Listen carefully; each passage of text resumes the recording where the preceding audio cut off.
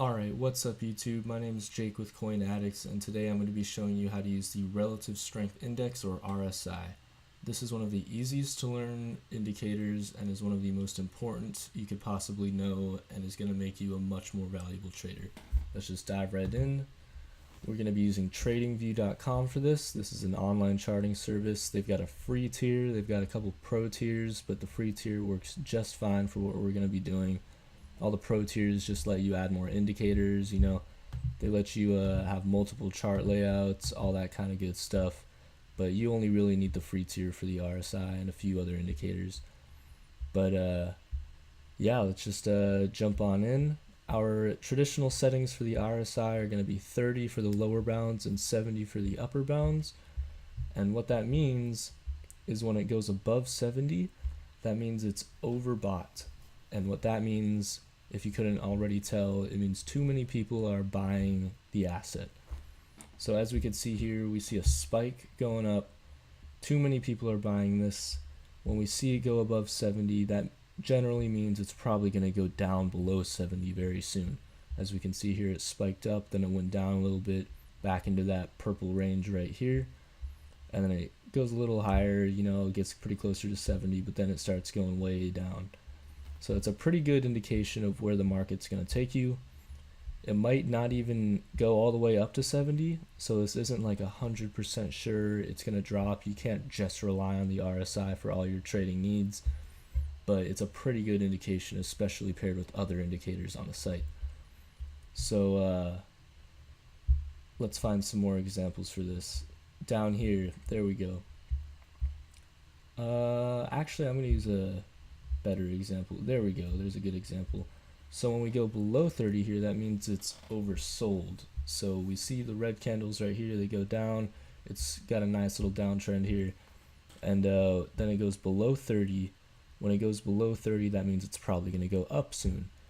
So once it hits below 30, you can see, like clockwork, it just goes right up, goes back into that kind of median range up here towards 50, starts to average out a little more. But generally you can kind of assess that once it goes outside of that purple area range, it's gonna go one way or the other. When it's above, it's gonna go down. When it's below, it's gonna go up. But like I said, you can't just rely on this for all of your trading needs. You might need, like a MACD or an Ichimoku cloud or anything like that. I'm gonna go over some more indicators in some future tutorials. But for now, this is a good starting point, excuse me. And like up here, we can see that infamous bubble pop, way overbought right here. It starts to level out a little bit, but it's still overbought, and then it starts declining right about here. And you can tell it just goes down and down. If you've been in this space for long enough, you know that was just a really lame time to be in cryptocurrency. And we're using Bitcoin for this tutorial. This works for Forex and stocks and other assets as well. But I generally only trade cryptocurrency, and I'm getting into Forex right now, so I'm going to stick to those two. But one thing you want to be sure of is always look at multiple time frames. So we're going to look at the 1 hour chart here. Here's a good example. Right down here, it's a little oversold. Dips below 30 and shoots right up. Big green candlestick on the 1 hour, and almost all the way up to 70 again. So it gets really high, it even dips down a little bit, consolidates a good bit, and yeah, you can see that again right here. Nice big green candle, goes far above 70, almost up to 80. We can actually see how far it goes up right here. Yeah, 79.02. And then it goes right back down. I actually called this right here, looking back at past patterns. I noticed that this was about half the size of this right here, these two. So about right here, I predicted that it would actually shoot up right here and go about pretty much to the price exactly I said it would go up to, which was about 6,350. So if you want more little predictions like that, you can follow my Telegram channel at Coin Addicts. I'll leave or I'll leave a link in the description below. And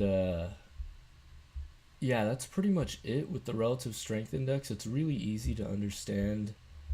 Let's go over a few more examples on some other charts real quick, just for the sake of seeing some more examples. Like right here on Ethereum, we get a little overvalued right here, right in this little spike above 70, and we see a sharp decline in price right after that. That's a really good example because it goes all the way from above 70 to way below 30, and eventually it starts to go up a little more, but you know, it didn't spike up right here, which is another reason why it's not 100% gonna make you gains every time. Like, you're not gonna get like spikes, and like, it's volatile. Bitcoin's really volatile, but it's not gonna just go up and down and spike back and forth all the time. You're gonna see some consolidation, some averaging out of the momentum, and that's just how it works. It's not, if we could all predict the market 100%, we'd all be rich.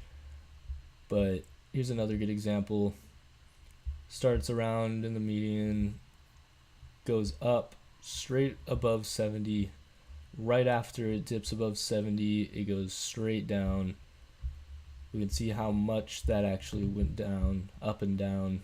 That went about 2%, which doesn't seem like much in cryptocurrency if you've been here long enough, but we've been a lot less volatile lately, so it's actually, if you're trading with leverage, that's a pretty big jump. And then it shot right back down about 0.75%. And so if you were shorting it on BitMEX per se with some leverage, you could have made some good money. Same with right here. If you're shorting it right there, you made some good change. And yeah, that's pretty much all I got for the relative strength index. You can adjust these settings, but I wouldn't. These are pretty standard settings, and they work in most cases. And in future tutorials, I'm going to be going over other indicators, but this is the #1 indicator you could possibly use, in my opinion. It just works. Most traders use this. Lots of people swear by this indicator, and that's just what it is. It's just a momentum indicator. It's so simple, but it is so important. It just works. And that's all I got today. I'm going to keep making more videos. If you got any suggestions for indicators you want to learn about, any comments, leave them in the comments below. Don't forget to share this video with anyone who is kind of wondering how to use the relative strength indicator. Maybe they're getting into crypto for the first time. This is a good starting point. If you want to join my Telegram, if you're into that, you know, I'll leave a link below. Leave a link below with my Twitter. I post some updates here and there as well, but mainly I'm more active on Telegram. And yeah, if you got any suggestions, comments, just let me know. I'm going to read through all of them. Again, or I guess I should say this, I'm not a financial advisor. I'm just a student. I'm not like in the business like that. I'm no industry guy. Don't take this as financial advice. This is not financial advice. This is just what I use, what most people I know use, and yeah, just take this with a grain of salt. I'm not responsible if you lose money, but I'm also not responsible if you make money. That's all on you too. That's all I got today. If you like it, give me a like, subscribe, share it around, and happy trading. Thanks for watching.